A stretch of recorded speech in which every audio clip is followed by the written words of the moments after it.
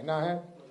तो सबसे पहले बिहार की जनता को बहुत बहुत धन्यवाद, उनको बधाई हो। उन्होंने बढ़ चढ़कर इस 2025 के विधानसभा चुनाव में अपनी हिस्सेदारी दिखाई, जो लोकतंत्र के लिए बहुत ही अच्छा है।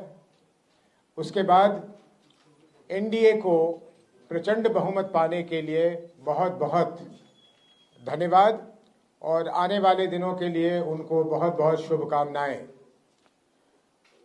हमें और भी खुशी होती कि अगर ये एनडीए की प्रचंड बहुमत उनके सरकार द्वारा किए गए काम के आधार पर मिलता, लेकिन जैसा कि ये जग जाहिर है और जनसुराज का मानना है, ये मतदान जो हुआ है और ये जो उन्हें बढ़त प्राप्त हुई है, ये जो प्रचंड बहुमत उन्हें मिला है, ये खरीदा गया हुआ प्रचंड बहुमत है। पहली बारी देश में, हालांकि छोटे छोटे ऐसे प्रयास होते रहे हैं, लेकिन पहली बारी मेरा मानना है, हम लोग सबका मानना है और अधिकांश बिहार के लोगों का मानना है, बाहर के लोगों का मानना है। आप तमाम अखबार के अगर एडिटोरियल्स पढ़िए तो आपको पता लगेगा कि 21 जून के बाद इस सरकार ने चुनाव के होते होते तक करीब करीब 40,000 करोड़ रुपए, ये आंकड़ा याद रखिएगा और एनडीए वालों से पूछिएगा, 40,000 करोड़ रुपए खर्च करके ये बहुमत प्राप्त किया है। ये हमारी मांग है कि एक साफ सुथरी सरकार बने, जिसमें भ्रष्ट और दागी मंत्री की जगह न मिले।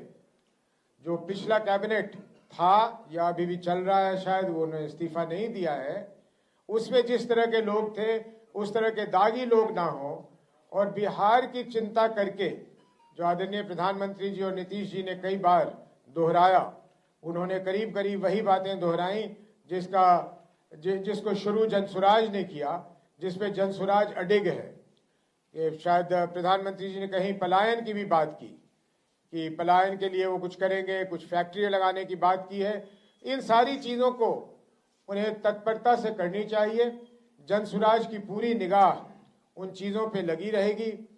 जहाँ तक जनसुराज का सवाल है, जिस संकल्प के साथ, जिस दृढ़ता के साथ हम शुरू हुए थे 1 साल 1 महीने पहले एक पार्टी के रूप में, वो दृढ़ता, वो संकल्प बिहार के लोगों को उसी तरह दिखेगा, बिना किसी परिवर्तन के। और हम जिस तरह से सरकार की नाकामियों को और सरकार के भ्रष्टाचारों को उजागर करते रहे हैं, भ्रष्टाचारियों को, वो हमारा सिलसिला वैसे ही चलता रहेगा, अनवरत चलता रहेगा। यूपीए को या महागठबंधन को बहुत ज़्यादा सफलता नहीं मिली है। पहले भी जब उनके पास इससे अधिक संख्या में लोग थे तो एक विपक्ष की भूमिका वो नहीं निभा रहे थे। इसलिए जनसुराज का ये मानना है कि हमें हालांकि विधानसभा में बैठने की जगह नहीं मिली, लेकिन फिर भी बिहार में एक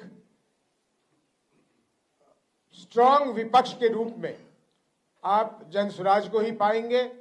सरकार के हर कदम को बड़े बारीकी से हम लोग देखेंगे, उसका विश्लेषण करेंगे।